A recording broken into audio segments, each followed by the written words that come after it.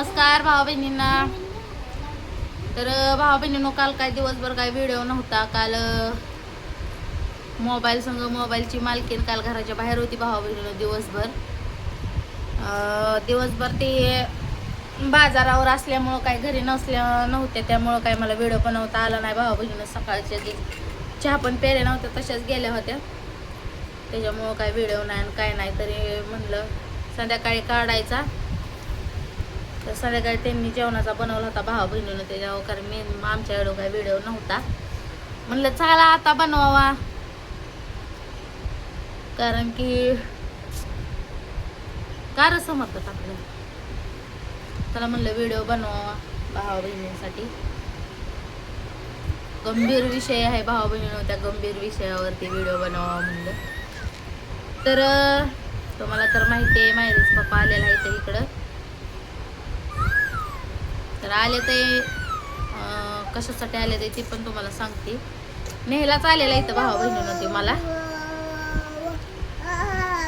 मी म्हणलं त्यांना मी काय येत नाही, तुम्ही जावा, कारण की का जाणार नाही ते पण तुम्हाला सांगते. कशासाठी जायचं नाही मी म्हणते, सांगते तुम्हाला का जायचं नाही. तर भावा बहिणींनो, मला काय जायचं नाही माहिती आहे का. माहेरीचं पप्पा एक तर तुम्हाला माहिती आहे त्यांना ड्रिंक करायची सवय लागलेली आहे. तर ती ड्रिंक करते तर भावा बहिणीनं व्यवस्थित, म्हणजे सारखं भांडण तंटा. मग ते भांडण ही नको वाटतंय जीवाला. कसं आहे, भांडणानं काय चांगलं झालंय, कोणाचं चांगलं होतं कोणाचं चांगलं होत नाही. त्यामुळं कपकी रे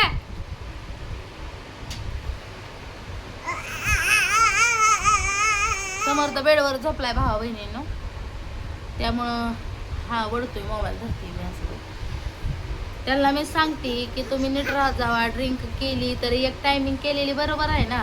सकाळ संध्याकाळ जर तुम्ही पेत बसला तर त्याचा परिणाम परपंचावर होतो, लेकरा बाळांवर होतो का नाही सांगा. आणि राहिला विषय माझा बडबड करण्याचा, तर मी काय बडबड करत नाही भावा बहिणीनं. त्यांना चांगल्या गोष्टी सांगण्यासाठी किंवा त्यांना कुठं तर रोक बसला पाहिजे म्हणून मी त्यांना बोलत असते, कंट्रोलमध्ये यावं म्हणून बोलते. पण त्यांना कसं वाटतं की मी बडबड करते, मी भांडण करते. पण मी भांडण नाही करत. मी माझ्या भाषेत त्यांना सांगायचा प्रयत्न करते, दारू पेत जाऊ नका, दारू पेण्यानं कोणाचं चांगलं होत नाही. असं गोडीत जरी सांगितलं तरी ऐकत नाही, तर ह्या कानाने ऐकतात आणि ह्या कानाने सोडून देतात.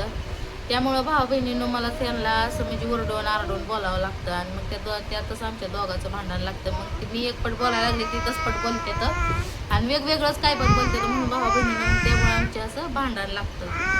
भांडण लागण्याचं कारण काय, तर आमचे माहेरचे पप्पाजी ड्रिंक दारू पेतात, त्यामुळे भांडण लागण्याचं कारण. त्यामुळे ते कचकच आणि डोक्याला टेन्शन नको वाटतं मला. 4 दिवस इथं राहिली तर डोकं शांत होतं. भांडण नाही काय नाही, कोणाचं 1-2 नाही काय नाही.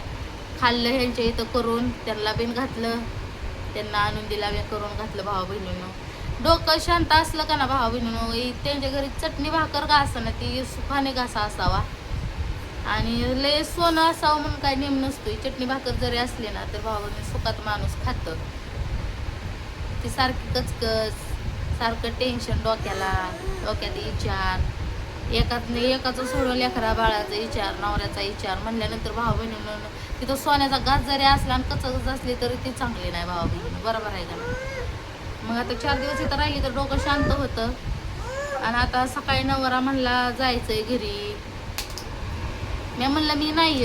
तर त्यांना राग आला. तर नंदी म्हणली इथं पण नको जा, तिकडं तुझ्या माहेरात जा, कुठं बी जाऊन राहा, पण इथं नको. नंदाला पण मी जड झाली असं मला वाटतंय 4 दिवसात. तर भावा बहिणींनो, कसं असतंय, किती बी केलं तरी नंदाचं घरतील परकच घर असतंय. लय जास्त दिवस राहणं बी, पाहुणे किती 4 दिवसात असते, जास्त दिवस राहणं बी चांगलं नसतं भावा बहिणींनो, बरोबर आहे. बरोबर आहे. एका दृष्टिकोनातून त्यांना परत वाटायला नको की ते त्यांच्या भावाचा परपंच मोडत्यात, असं त्यांना वाटायला नको. मी जरी नाही काय बोलली तर त्यांचा भाव बोलाय बसलेला आहे, कारण की त्यांना चांगल्या पद्धतीनं माहिती आहे की त्यांचा भाव काय म्हणतात. त्यांना उद्या तेच म्हणणार आहे तर ह्यांना घ्या माझं बायको तिकडे नेऊन ठेवली आणि माझा परपंच मोडला, हे मी नाही बोलायची पण त्यांचा भाव मोडत्यात म्हणणार.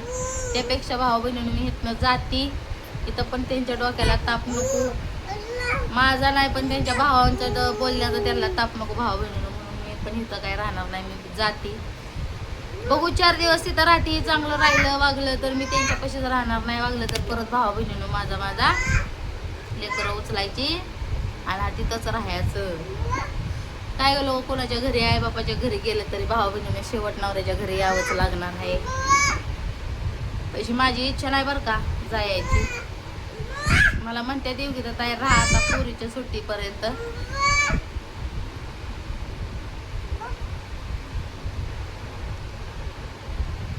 बघू कशी घालती जाऊ.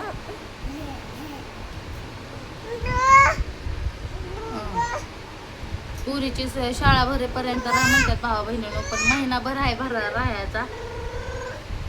मी सकाळी नाही जायचं म्हणलं तर नवरा लगेच रागाला गेला, भांडायला उठला. भावा बहिणीनं जा तू तुझ्या पद्धतीनं बघ तू माझ्या लागाने लय असं काय तर बोलायला लागलं भावा बहिणीनं. वर बस उतर मागाली चल मुंगळ्यावर बस. मुंगळच पोर आहे बाबा भावा बहिणीने चड्डी काढली, कपडे काढले, त्या अंगातले आंघोळ करून तसं बसवलंय त्याला. तर आलं वाटतं साहेब. पाणी आहे काय का? पाणी आहे नाही बोलत पण आणलंय काय घर पाणी द्या इकडे. बघू इकडं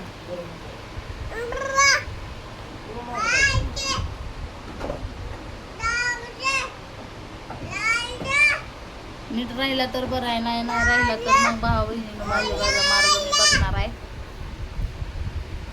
कसं आहे माहित आहे का, डोक्याला ताप होण्यापेक्षा ती शांत राहिलेलं कुठं बी वनात जाऊन राहिलेलं बरं भावा बहिणी.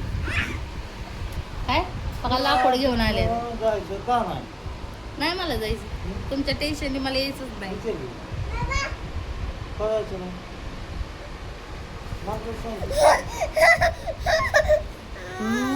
पोरग पडलं त्याला लागलं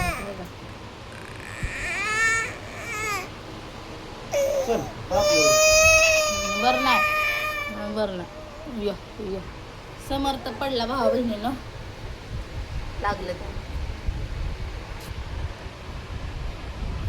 असल्या कारणामुळे तर मला यायचं नाही तुमच्या बरं, कळलं का? नाही की येणार तुमच्या आई बाप्पाचं घर करून तुम्हीच राहावा. एवढंच की माझ्या डोक्याला टेन्शन आणि ताप करू नका. तुमच्या टेन्शनमुळे मला घरी येऊ सुद्धा येऊ वाटणार. कळलं का? ते लाकूड घेऊन आलाय मला मारायला का बाहेर पप्पा आलेले. काय ह्याच्यापेक्षा हे तरी बार काय, पण ह्याच्यापेक्षा मोठे घेईन मी काय, आणि बदलू घेईन तुम्हाला. कशाला बसताय गप? जे आहे ती बोला ना फस्ट. म्हणजे भावा बहिणीला कळलं पाहिजे की तुम्ही तरी किती शहाण आणि मी बी किती शहाणी. होय भावा बहिणीला चल आपल्या गाडीकडे चल. तसं लाकूड घेऊन येतात भावा बहिणीला, सांगा कसं करायचं. मी सुख शांतताला जे 2 दिवस राहावं म्हणलं तरी बी नाही. माझ्या अंगात होय, तुमच्या अंगात 20 माकडाचा खेळ आहे. 22 माकडाचा खेळ तुमच्या अंगात. आता तुम्ही होता की तिकडे किती मी इथे किती दिवस आहे आता. ते इतके दिवस तुम्हीच होता, आता 1-2 दिवस आला, मग तुम्हाला काही जडलोट करायला आली नाही. हा बघा शेवट कसं असतं माहिती आहे, घरी बाय माणूस असलेलं किती चांगलं असतं. ते त्यांना कुठं माहिती आहे, झाडलं टीप जिथले तिथं सगळं होतं. कपडं चोपडं अंगात घालायला स्वच्छ धुवून धावून मिळते ती.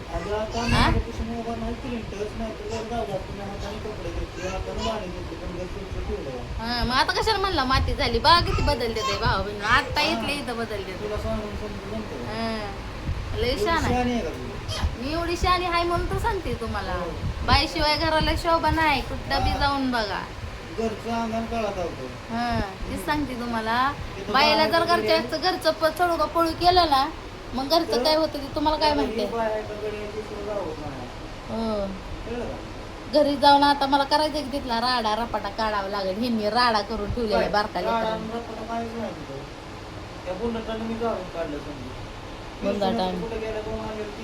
तेच बुंदाट झाले ते, मग तुम्हाला कळायला आणायचं. अहो भावा बहिणीनं मी इथं किती दिवस झाला असं.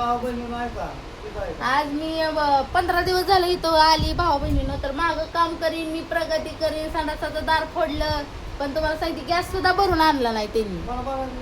हा हो आता त्या की सरपण चलिओ करून घालते वाट दोन. बघतील ना बाळा कुठं चाललंय ते अगोदर. जाऊ द्या चाललंय. लय देत ना मॅडमची मसाज चालली आहे. असं असल्यावर कसं काय त्रास व्हायचा? तर भेटू पुढच्या व्हिडिओमध्ये भाऊ बहिणींनो. घ्या सर्वांनी काळजी.